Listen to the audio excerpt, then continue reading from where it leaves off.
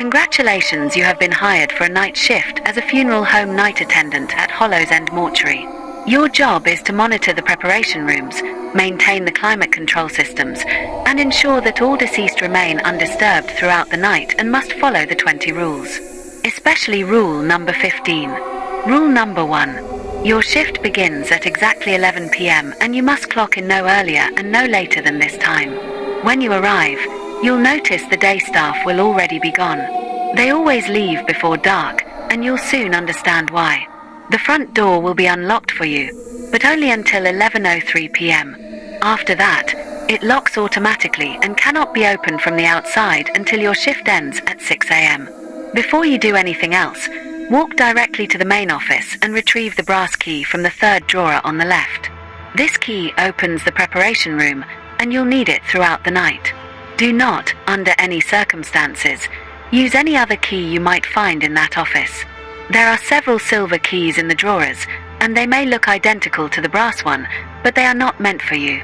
Previous attendants who used the silver keys reported opening doors that shouldn't exist in the building's layout. One attendant was found the next morning standing in the hallway, aged 30 years overnight, clutching a silver key and repeating that he had seen his own funeral. The brass key will feel warm in your hand, even though the office is always cold. This warmth is normal. Keep this key with you at all times. Rule number 2. The mortuary has 3 preparation rooms, labeled Room A, Room B, and Room C. You are only to enter rooms A and B during your shift. Room C will have a red light above its door, and this light should never turn green during the night shift. Your job requires you to check rooms A and B every hour on the hour. Set the alarm on the provided timer, the digital one on the desk, not your phone. When you enter each room, you're checking that the temperature remains at exactly 38 degrees Fahrenheit and that all body drawers are fully closed. The drawers are large, stainless steel, and they should be flush with the wall. If you find a drawer even slightly ajar, do not push it closed immediately. First, check the logbook on the clipboard hanging beside the door. Find the drawer number and read the name of the deceased inside. Speak their full name aloud 3 times before closing the drawer slowly and firmly. This is not superstition. This is protocol. A previous attendant ignored this step and simply pushed a drawer closed. Within minutes, every drawer in the room began opening simultaneously, just an inch each, and the temperature dropped to freezing. He quit that very night. The names have power here. They keep things orderly.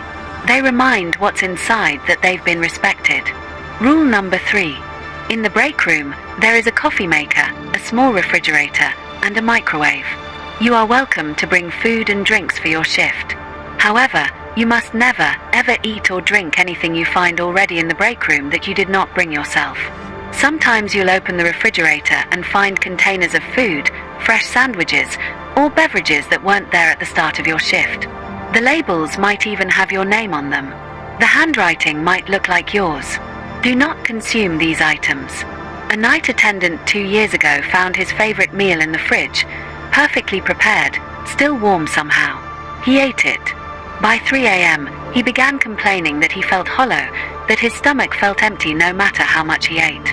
Security footage from that night shows him eating continuously, consuming everything in the break room, then moving to the supply closet, eating flowers from the arrangements meant for services.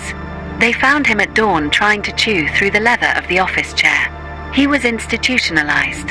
He still claims he's starving. The food that appears is not meant to nourish you. It's meant to feed something else through you. Only eat what you bring from home and keep it in your bag, not in the communal refrigerator. Rule number 4.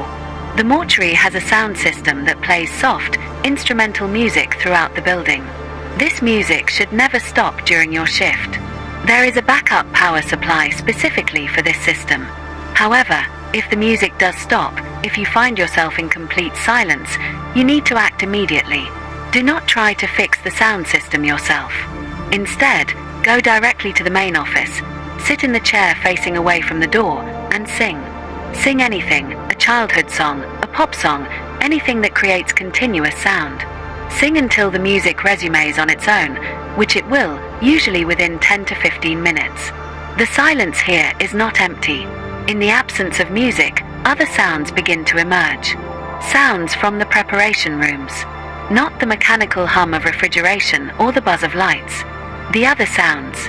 Breathing that comes from closed drawers. Whispers in languages you almost recognize. The soft padding of footsteps on tile floors when you know you're alone. The music masks these sounds, keeps them at bay, maintains a barrier between the living and what remains. One attendant sat in silence for an hour, insisting it was peaceful, that he preferred the quiet. The security footage shows him having a conversation with the corner of the room, nodding and laughing. When they found him in the morning, he had written a resignation letter in handwriting that was not his own. Rule number 5. There is a viewing room at the end of the main hallway. During the day, this room hosts services for families, but at night, it should be empty. The door to this room should always be closed. Do not open it. Do not look inside. Sometimes you'll hear sounds coming from that room.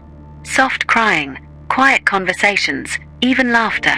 These sounds are echoes, imprints of grief so profound they've soaked into the walls.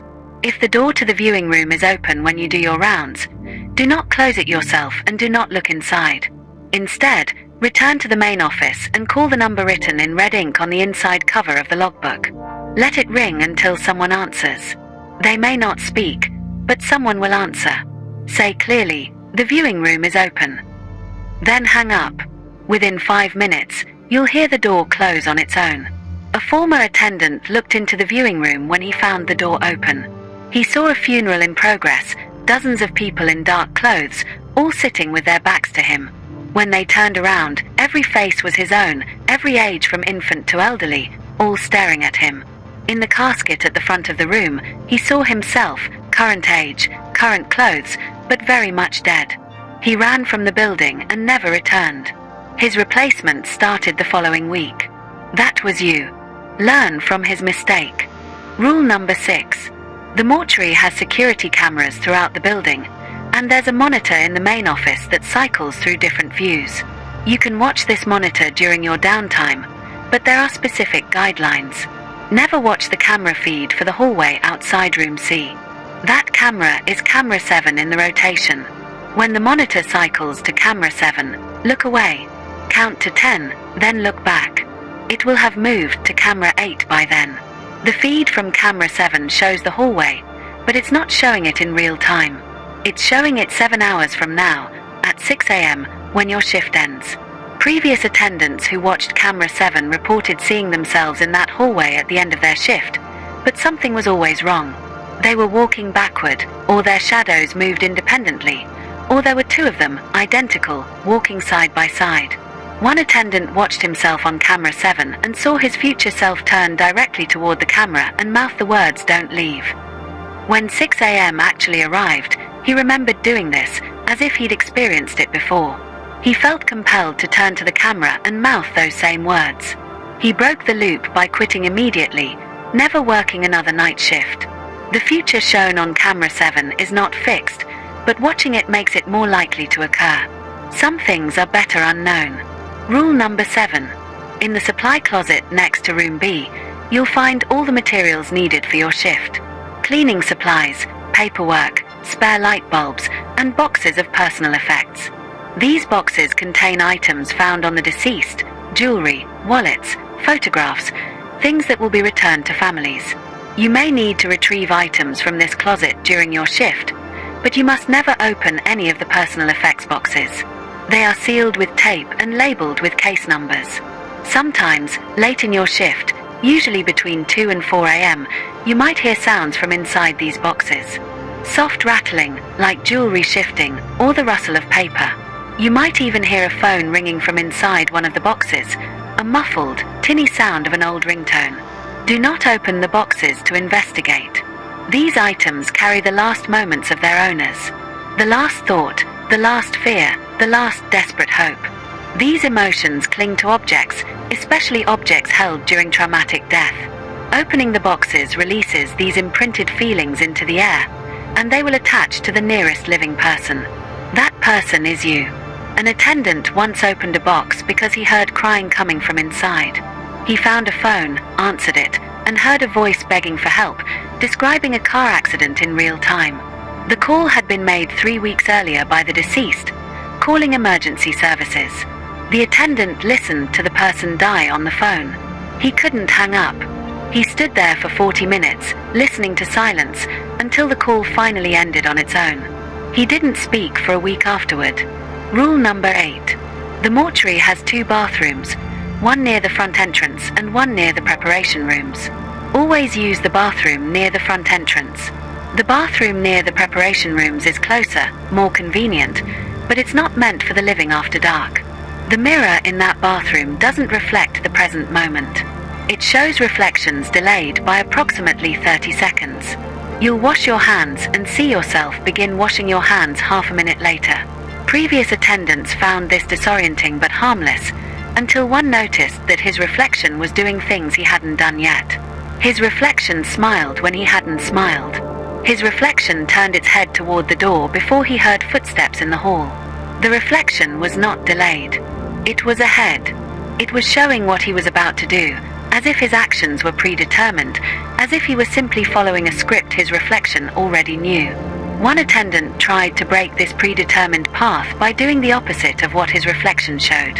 His reflection raised its hand, so he kept his hand down. His reflection stepped backward, so he stepped forward.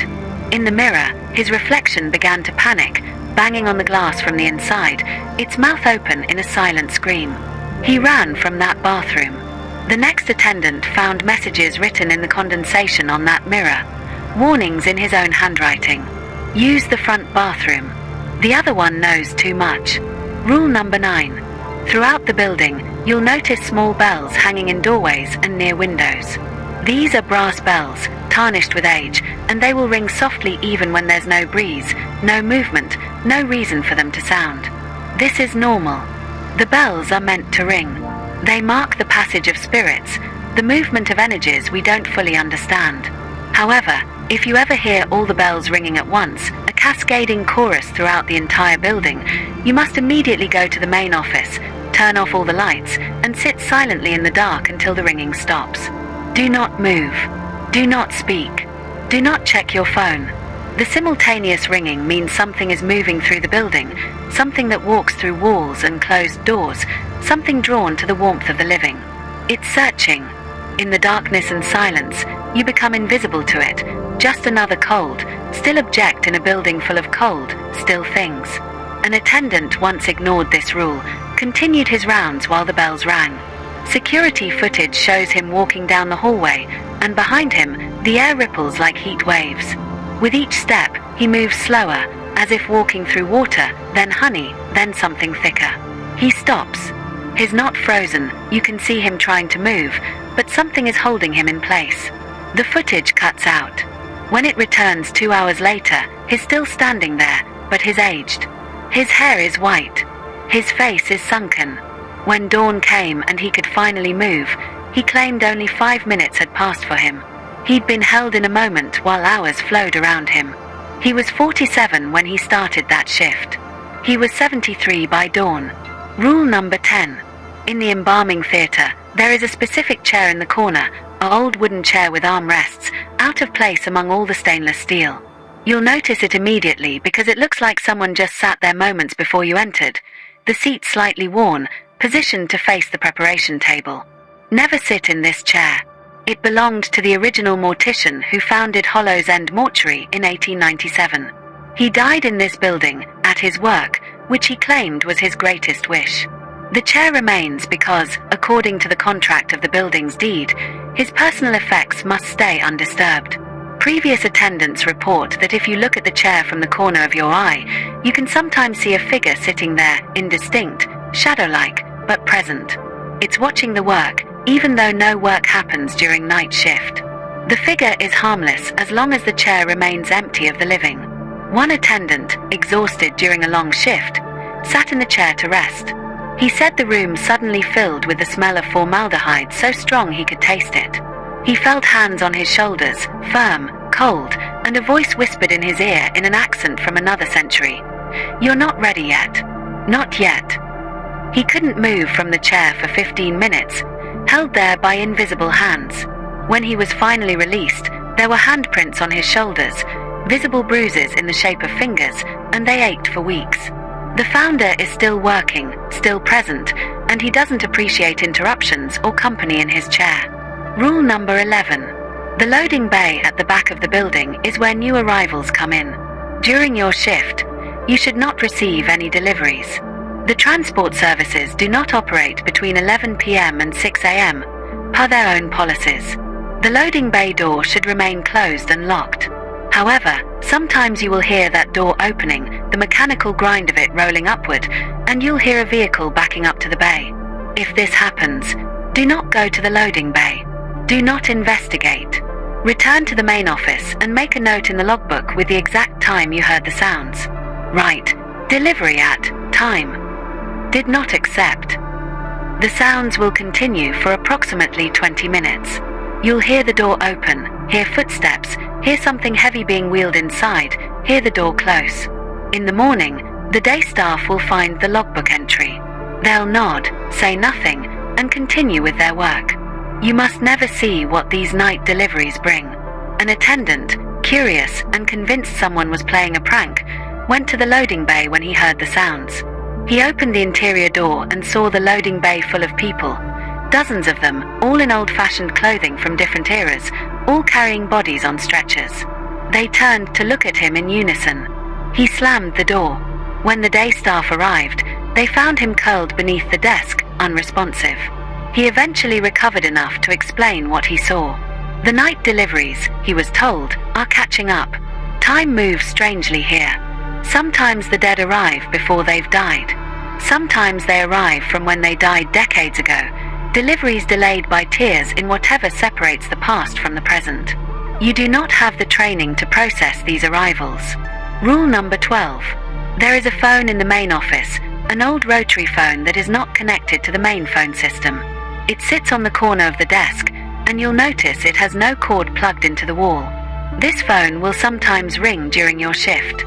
When it rings, you must answer it before the fourth ring. Pick up the receiver and say only, Hollows End Mortuary, Night Attendant speaking. You will hear breathing on the other end, sometimes whispers, sometimes weeping. Do not engage in conversation. Do not ask questions. Simply listen for exactly 30 seconds. You should count in your head, then say, you are remembered. Then hang up gently. These calls come from the recently deceased, the ones whose bodies currently rest in the mortuary, the ones who haven't fully accepted their transition. They're calling out, reaching through the static between life and death, and your acknowledgement provides them comfort, helps them move on. If you don't answer by the fourth ring, the phone will continue ringing for hours, and the sound will drive you to distraction. If you answer but fail to follow the script, the voice on the other end will become aggressive, accusatory. One attendant made the mistake of asking, "Who is this?" The voice responded with his full name, his address, the names of his family members, and a detailed description of how he would die. He quit immediately. The prediction came true 3 years later, exactly as described, a car accident on a clear day, no explanation for why he swerved off the road. Answer the phone. Provide comfort. Do not ask questions that you truly do not want answered. Rule number 13. In room B, there is a specific drawer, drawer 7, that will always be empty. You'll check it during your rounds and find it contains no body, no remains, just the cold steel interior. However, drawer 7 will never be fully closed.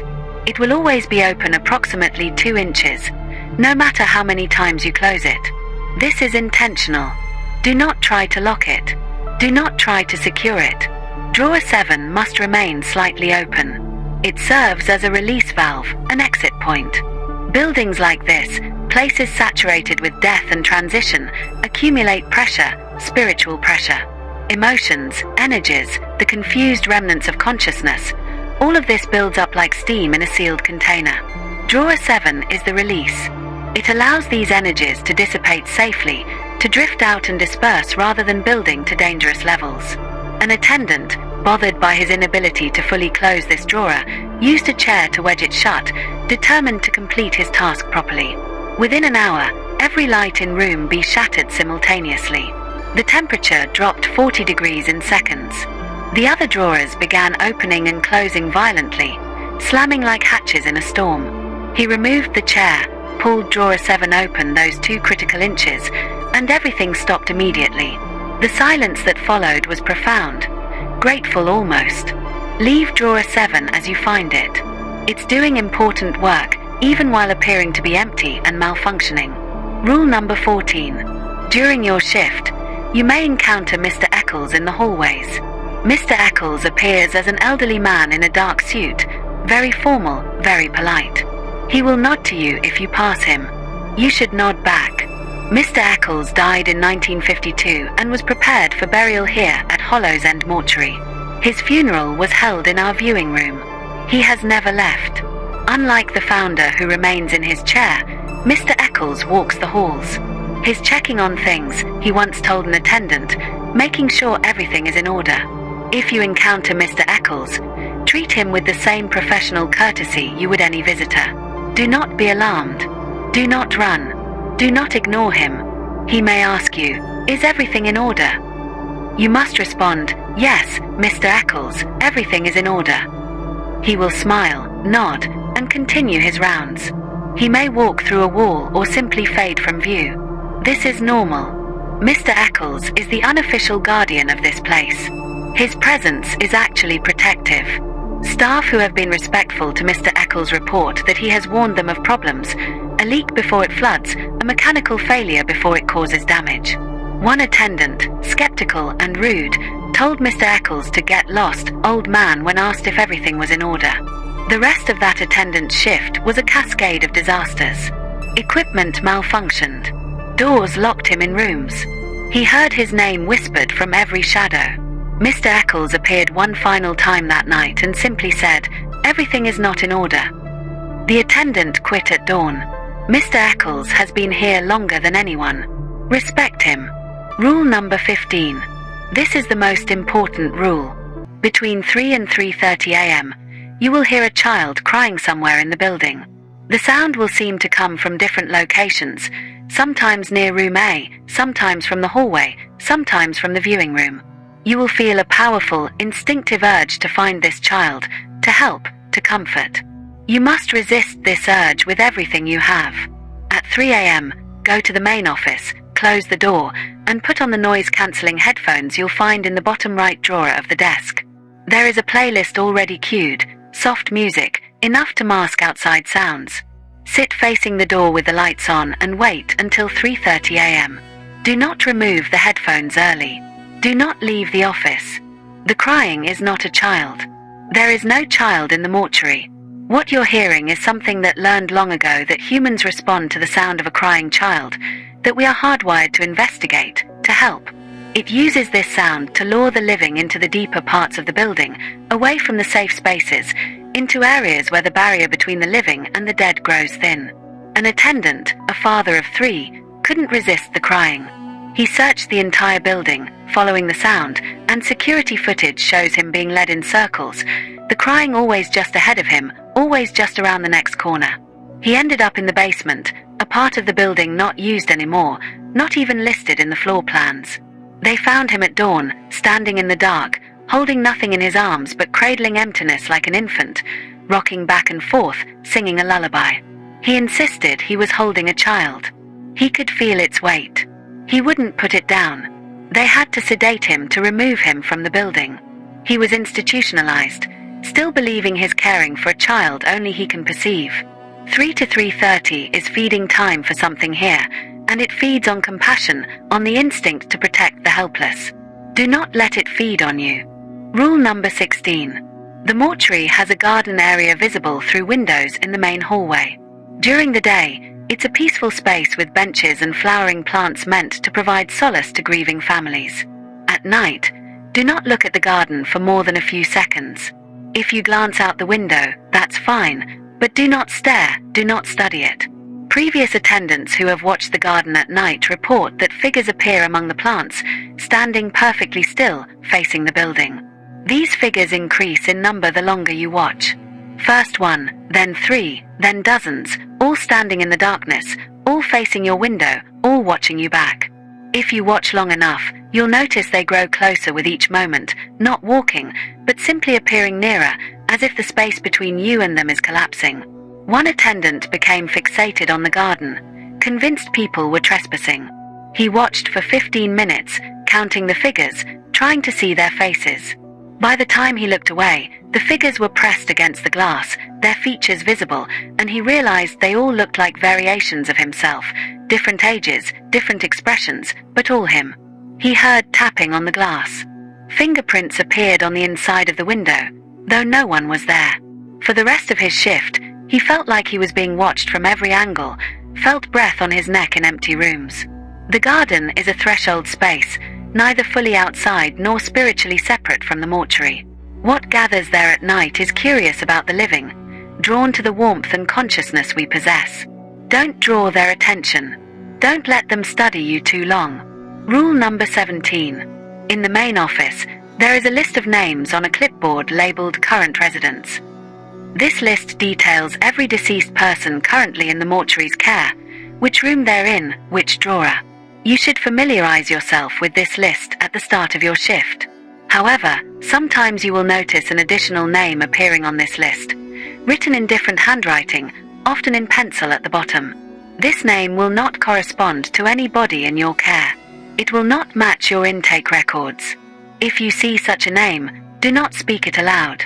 Do not try to investigate who it might be.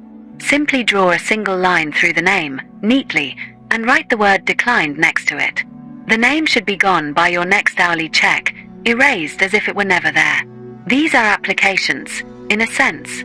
Spirits and remnants who wish to reside at Hollow's End, to join the community of the dead here. Most are harmless, seeking only a place to exist. However, the mortuary has a capacity, both physical and spiritual. You, as the night attendant, have the authority to decline these applications. One attendant, feeling sorry for a particularly sad-sounding name, wrote accepted instead of declined. The temperature in the building dropped immediately. Drawers began opening on their own. An additional body appeared in room A, drawer 12, which had been empty. This body was desiccated, ancient, clearly not a recent death. It smiled at the attendant when he opened the drawer. The day staff had to perform a cleansing ritual that took 3 days. During that time, the mortuary was closed. The spirit was persuaded to leave. Right declined. Some residents are not appropriate for Hollow's End. Rule number 18. There is an elevator in the building, old and manually operated, with a folding metal gate. You may need to use this elevator to access the storage areas on the upper floor. The elevator should only stop at 2 floors, ground floor and second floor. However, if you ever press the button for the second floor and the elevator continues moving past it, if you feel it ascending beyond where it should stop, do not panic. The elevator will stop at what presents itself as a 3rd floor, though the building only has 2 floors. When the doors open, you will see a hallway identical to the 2nd floor hallway, but the lights will be dimmer, and you'll notice the doors are numbered differently, impossibly high numbers that don't match the building's layout. Do not exit the elevator. Immediately press the button for the ground floor. The elevator will descend, and you'll pass the phantom 3rd floor, returning to reality. An attendant once stepped out onto this impossible 3rd floor, curious about where he was. He walked down the hallway and opened one of the doors. Behind it was his childhood bedroom, exactly as it had been when he was 10 years old, perfectly preserved. He heard his mother's voice calling him for dinner. He stepped inside, and the door closed behind him. The elevator returned to the ground floor empty. Security spent hours searching but found no trace of him. 3 days later, he reappeared in the elevator, disoriented, claiming only 10 minutes had passed. He had aged 5 years. His hair had grey streaks that weren't there before. He said he'd had dinner with his family, all long deceased, and they tried to convince him to stay. The 3rd floor exists in a fold of the building, a space that shouldn't be but is. Do not explore it. Rule number 19. Throughout your shift, you should maintain written logs of your activities, your hourly checks, any irregularities, using the provided logbook in the main office. Write clearly and factually. However, if you ever begin writing an entry and notice that your handwriting starts to change mid-sentence, becoming neater or sloppier, or changing to a completely different style, stop writing immediately. Put the pen down. Close the logbook. Wait 5 full minutes before opening it again. When you do, your entry should either be gone or completed in your normal handwriting. What happens is a form of overlap, moments when the boundary between yourself and the residual energies here becomes thin. Something else begins to write through you, using your hand, attempting to communicate or perhaps simply to experience the physical act of writing again. The messages written during these overlaps are often disturbing. One attendant read back an entry that he didn't remember completing. It described in detail the process of his own embalming, written from the perspective of someone performing the procedure on him, noting the condition of his organs, the pallor of his skin. It was written in his handwriting. Another attendant found an entry describing the view from inside a closed casket, the darkness, the satin lining, the weight of the lid. These overlaps are harmless if you disengage quickly. If you continue writing, you risk losing yourself in the overlap, becoming unclear about whether you're the living attendant or the dead speaking through him. Stop writing when your handwriting changes. Reclaim yourself in the silence. Rule number 20. Your shift ends at 6 a.m. sharp. When the clock reaches 6 a.m., gather your belongings immediately and proceed directly to the front entrance. Do not perform one last round of the rooms. Do not check anything. Do not clean up your area. Leave immediately. The day staff will arrive within minutes, and the transition from night to day must happen quickly. There is a specific reason for this. The mortuary exists in a delicate balance during the night shift. You, as the sole living person in the building, serve as an anchor point, maintaining the distinction between the world of the living and the realm of the dead. Your presence, your warmth, your consciousness, all of it holds a boundary in place. But this is exhausting, spiritually and energetically, though you may not feel it consciously. By 6 a.m., you have been depleted. The boundary you've been maintaining is weakening. If you stay past 6 a.m., even by a few minutes, you risk becoming something in between, not fully living, not able to leave. An attendant stayed 15 minutes past the end of his shift to finish paperwork. The day staff found him standing in the hallway, staring at nothing. When they spoke to him, he didn't respond. When they touched him, his skin was cold. He was breathing, technically alive, but he wasn't present. He never fully recovered.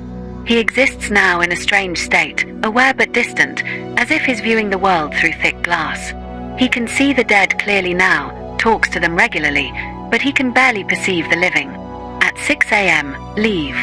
The building has taken enough from you for one night. Go home. Rest. Return tomorrow if you must. But never stay past the end of your shift.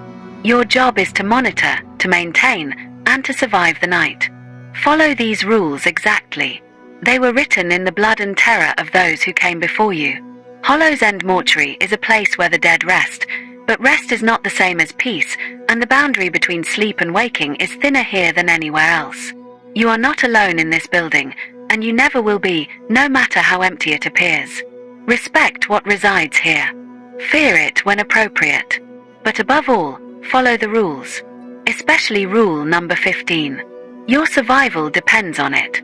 Welcome to Hollow's End Mortuary. We hope your employment here will be long and uneventful. Though we both know that's unlikely.